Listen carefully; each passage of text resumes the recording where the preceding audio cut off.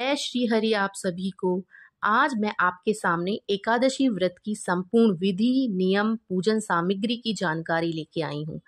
वैसे तो हमारे सनातन धर्म में एकादशी का व्रत का बहुत महत्व है और सभी सनातनों को एकादशी का व्रत करना चाहिए।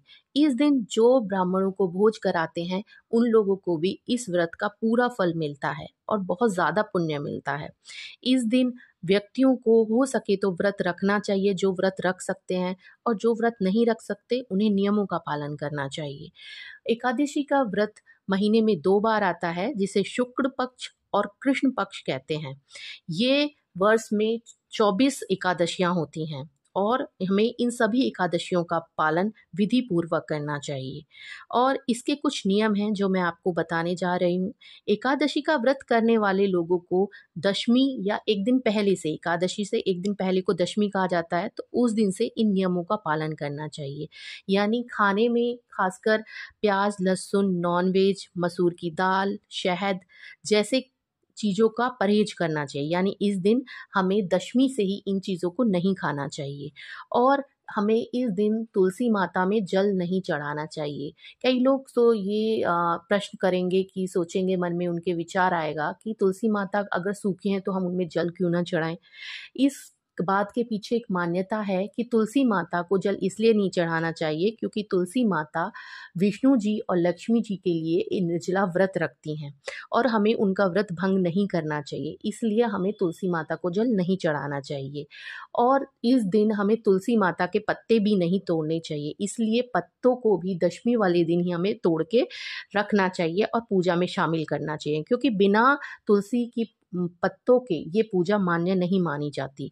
और इस दिन की विधि मैं आपको समझा रही हूँ। सुबह जल्दी उठकर हमें स्नान करना चाहिए। घर के मंदिर में हमें ज्योत जलानी चाहिए या दीपक जलाना चाहिए। भगवान विष्णु को गंगा जल से अभिषेक करना चाहिए और भगवान विष्णु को फूल अर्पित करने चाहिए। उनको तुलसी माता भी के पत्ते भी अर्पित करने चाहिए। और अगर हो सके तो इस दिन अगर व्रत संभव है, आप कर सकते हो, तो व्रत भी रखना चाहिए और भगवान की आरती करनी चाहिए, भगवान को भोग लगाना चाहिए और भगवान विष्णु के साथ माँ लक्ष्मी जी की हमें पूजा करनी चाहिए, ताकि माँ लक्ष्मी की कृपा हमारे ऊपर हमेशा बनी रहे। और अब मैं आपको पूजन सामग्री बताने जा रही हूँ कि इस दिन हमें किस किस सामग्री की आवश्यकता होती है जो लोग व्रत करते हैं। श्री विष्णु जी का चित्र या मूर्ति अवश्य होनी चाहिए, माँ लक्ष्मी जी भी उसमें होनी चाहिए और हमें हमारे पास पुष्प होने चाहिए, पुष्प माला होनी चाहिए, नारियल होनी चाहिए, सुपारी, अनार, आंवला, बेर, अन्य ऋतुफल, धूप, घी, पंचामृत बनाने के लिए दूध, दही, घी, शहद और शक्कर, ये 5 चीज़ें होनी चाहिए। और पूजा में हमें चावल भी अर्पण करने चाहिए, पर हमें इस दिन चावल खाने नहीं चाहिए। खाने को वर्जित माना गया है और पूजा में चावल हम चढ़ा सकते हैं। इस दिन तुलसी जी के पत्ते होने चाहिए, क्योंकि तुलसी जी श्री विष्णु को अति प्रिय है, तो तुलसी के बिना तो ये पूजा ही संभव नहीं है। केले का पेड़ हो तो आवश्यक अच्छी बात है। अगर केले का पेड़ किसी के पास नहीं है तो केले के पत्तों से भी आप पूजा कर सकते हैं और भोग के लिए मिठाई होनी चाहिए।